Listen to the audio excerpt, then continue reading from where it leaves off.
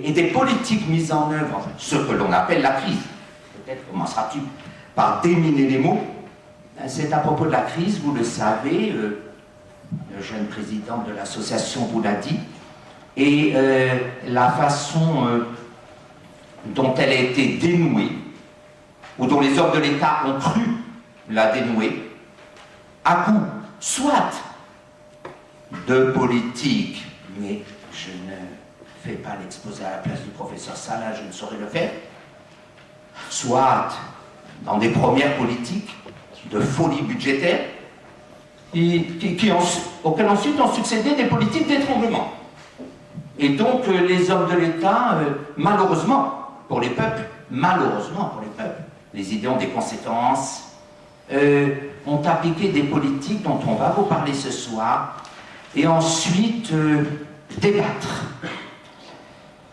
Quelqu'un qui aime autant la science et la liberté mérite d'être remercié de son passage ce soir à Aix, mais je voudrais aussi vous remercier à l'issue d'une journée où pour les étudiants, ils ont eu quand même quelques heures de cours, quelques travaux dirigés.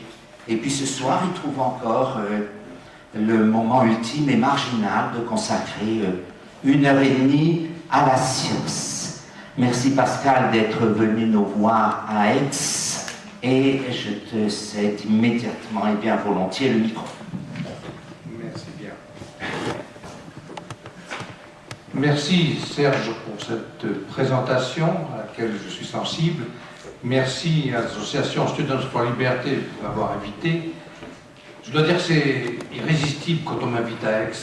Je viens, il ne faut pas que je le dise trop parce que peut-être parfois tout de même j'aurai des occupations qui m'en empêcheraient. C'est toujours un grand plaisir de me retrouver dans cette belle ville avec des amis que j'apprécie énormément pour le travail qu'ils ont fait. Et c'est frappant d'ailleurs de voir à travers le monde, je rencontre des anciens étudiants d'Aix et je vois là de manière concrète le travail extraordinaire qui a été fait par les économistes d'Aix-Marseille 3. Alors ce soir on m'a demandé de parler des politiques de rigueur entre efficience et justice. Alors les politiques de rigueur, bien sûr, elles sont à l'ordre du jour. Dans beaucoup de pays, on met en place des plans de rigueur variés. Mais pour bien les comprendre, pour bien les évaluer, pour essayer de savoir dans quelle mesure ils peuvent avoir des effets positifs ou négatifs, je crois qu'il est important de les replacer dans un contexte plus général, et en particulier dans le contexte économique des années récentes. Alors pour cela, je voudrais commencer par faire un rappel de la situation économique récente, ce qu'on appelle la crise financière et économique. On est passé d'une crise économique et financière à une crise de la dette. Je voudrais ensuite faire quelques rappels théoriques, parce que je crois qu'on ne peut véritablement porter un jugement éclairé sur les politiques de rigueur que si on a des instruments intellectuels pour cela.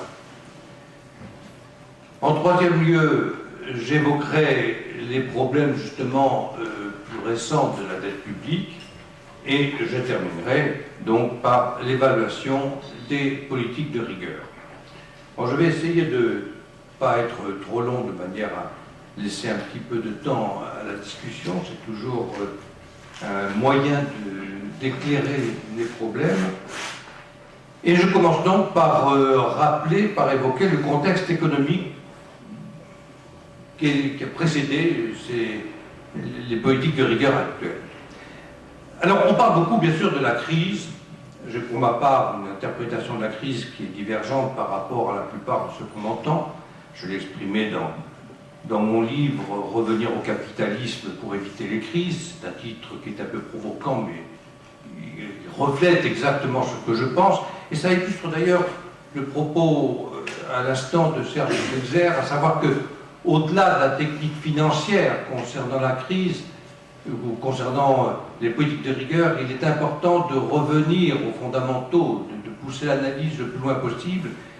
Et il me semble que justement, si on pousse l'analyse, on se rend compte que la crise récente n'est pas, comme on l'a prétendu à tort, une crise qui reflète l'instabilité, et dit-on l'immoralité du capitalisme, est exactement le contraire. C'est une crise de l'interventionnisme étatique. Et les conséquences, elles sont importantes, parce que bien évidemment, si c'est une crise d'interventionnisme, les solutions sont tout à fait différentes de celles que l'on met en avant en général. Et nous avons actuellement donc une situation tout à fait paradoxale, puisqu'on prétend que la crise a été la conséquence du mauvais fonctionnement des marchés et d'une insuffisance d'interventionnisme, de réglementation, etc. Une petite précision de terme à ce sujet, on parle d'une insuffisance de régulation. La meilleure régulation, elle est faite par les marchés. Il y a confusion dans les termes entre régulation et réglementation. Peut-être parce qu'en anglais, regulation signifie réglementation. Mais la réglementation, à mes yeux, je ne sais pas si j'aurai le temps de m'en expliquer, ce n'est pas le sujet premier de ce soir, la réglementation, elle conduit à une dérégulation, et la régulation, elle est bien faite par les marchés.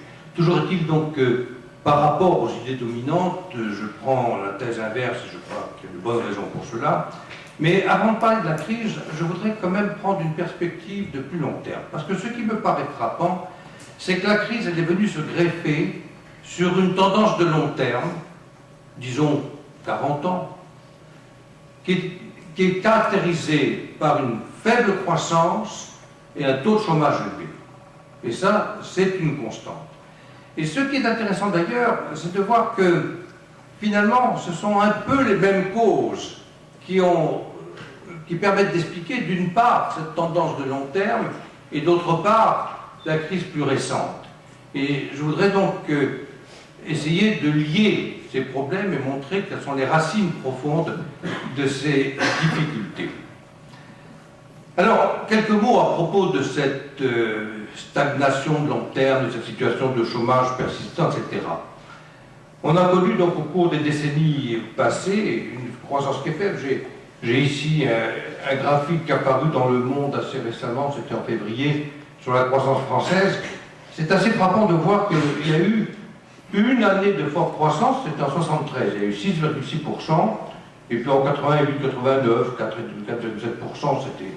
Mais par exemple, si nous prenons le début du siècle actuel, les années 2000, dans le monde, on avait une croissance qui était forte, en moyenne 5%, ce qui est considérable. Alors c'est dû bien sûr à des pays comme la Chine et quelques pays émergents, mais la France faisait 0,9 en 2002, 0,9 en 2003. Donc il ne faut pas oublier, n'est-ce pas, qu'il y a cette tendance de long terme à une faible croissance, à un taux de chômage élevé. Pour quelle raison? Pour moi, la réponse est tout à fait simple, à savoir que ce sont les excès de l'interventionnisme, les excès de la fiscalité et de la réglementation. Alors, à propos de la fiscalité, n'oublions pas d'abord que la France est l'un des pays les plus fiscalisés au monde, si ce n'est le pays où les prélèvements obligatoires sont les plus élevés. Ce n'est pas tout à fait un hasard. Mais toujours dit que ce qu'il faut, je crois, jamais oublier lorsqu'on parle de ces problèmes, c'est l'idée suivante. Lorsque on substitue une activité publique à une activité privée, c'est-à-dire une activité financée par l'impôt à une activité qui résulte des relations contractuelles de marché, eh bien, il y a une double destruction des incitations productives. Ça, c'est un phénomène fondamental, et peut-être trop rarement souligné. Il y a une double destruction des incitations productives, parce que d'une part, ceux qui payent l'impôt, eh bien, ils constatent que le rendement de leur activité en est réduit d'autant, bien sûr, qu'il s'agisse du travail, de l'accumulation de capital, de l'innovation, tous les efforts, n'est-ce pas, de travail, d'épargne, etc., sont mis à mal par les excès de la fiscalité. Et dans la mesure où tous les impôts reposent pratiquement sur la même base, à savoir la création de valeur par l'échange, par exemple à l'intérieur d'entreprises, eh bien, nous avons dans un pays comme la France une destruction des incitations productives qui est absolument terrifiante. Si on fait la somme de différents impôts, TVA, l'impôt sur le revenu, cotisation sociale, CSG, j'en passe et des meilleurs, eh bien, on arrive dans certains cas à un taux de prélèvement qui peut être proche de 100%, parfois même davantage, n'est-ce pas? Dans la mesure où l'imposition des intérêts dans des situations d'inflationnistes confisque une grande partie du rendement du capital, dans la mesure où il y a l'impôt sur le capital, etc. Et en particulier pour les revenus du capital, on a des taux de prélèvement qui sont absolument considérables. Or, il n'y a pas de croissance, sans qu'il y ait accumulation de capital. Alors, de ce point de vue-là, d'ailleurs, je voudrais souligner une erreur qui est extrêmement fréquente et qui a des conséquences importantes pour la politique économique. On nous dit pratiquement tous les jours, vous voyez ça dans vos journaux, on nous dit pratiquement tous les jours qu'il faut égaliser la fiscalité du travail et la fiscalité du capital, que le capital est sous-fiscalisé, sous-taxé en France. Eh bien,